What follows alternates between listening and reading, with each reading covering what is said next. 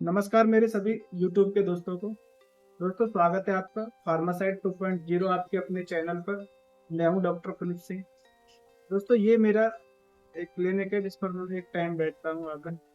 आज का टॉपिक हम चर्चा करेंगे चावल के ऊपर।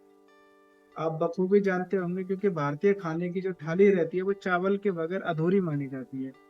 और भारत के कई हिस्सों में गेहूं के बाद में चावल दूसरे प्रमुख अन्न में गिना जाता है और खाया भी जाता है। जैसे कि कोलकाता साइड में साउथ की तरफ सबसे ज्यादा चावल खाया जाता है।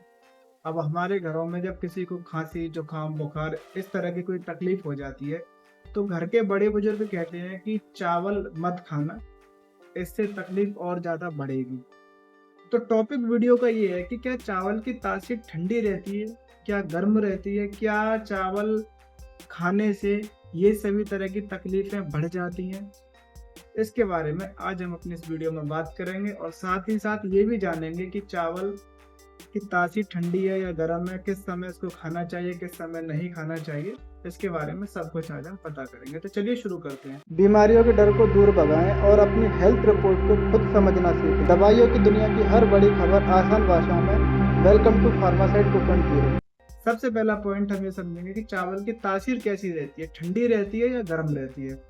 तो साथियों आयुर्वेद के अनुसार चावल की जो तासीर रहती है ठंडी रहती है। जब हम इसको खाते हैं तो ये हमारे पेट को अंदरूनी तौर पर ठंडक प्रदान करता है।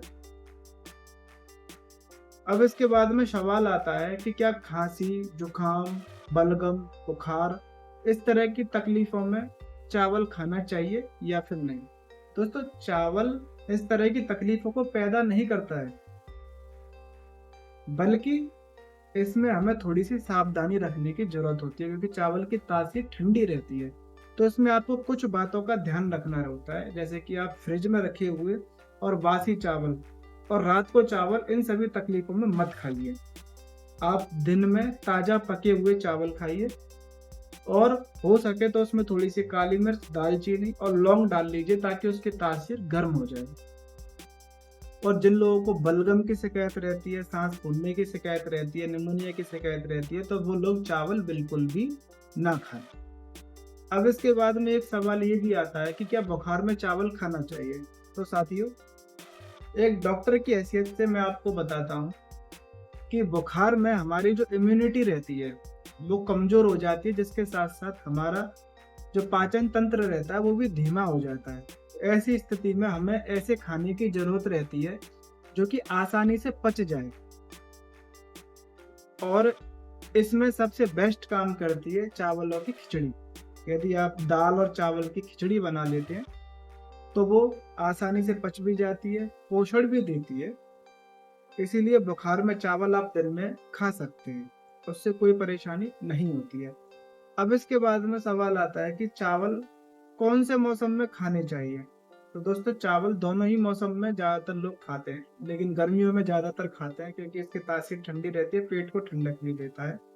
तो गर्मियों में सबसे ज्यादा खाया जाता है। और सर्दियों में यदि आप चावल खा रहे हैं तो आप उसमें थोड़ी सी लौंग दालचीनी और काली मिर्च डाल लीजिए ताकि उसकी तासीर गर्म हो जाए। या फिर आप उसका मांड यानी कि उसका पानी निकाल दीजिए, पानी निचोड़ के आप उसके बगैर खाओगे तब भी चावल आपको ठंडक नहीं देंगे।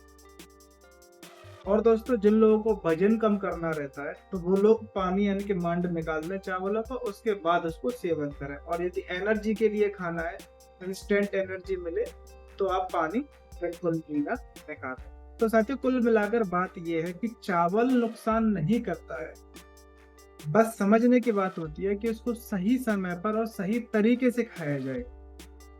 उम्मीद करूंगा आपको मेरे द्वारा समझाई हुई ये जानकारी अच्छी लगी होगी, समझ में आई होगी। वीडियो अच्छी लगे तो इसको लाइक जरूर करके जाना, शेयर जरूर करना अपने दोस्तों को और सब्सक्राइब जरूर कर लेना चैनल को, ताकि ऐसी ही और भी वीडियोज मैं आप तक पहुंचाता रहूं। मिलते हैं अगली वीडियो में। धन्यवाद।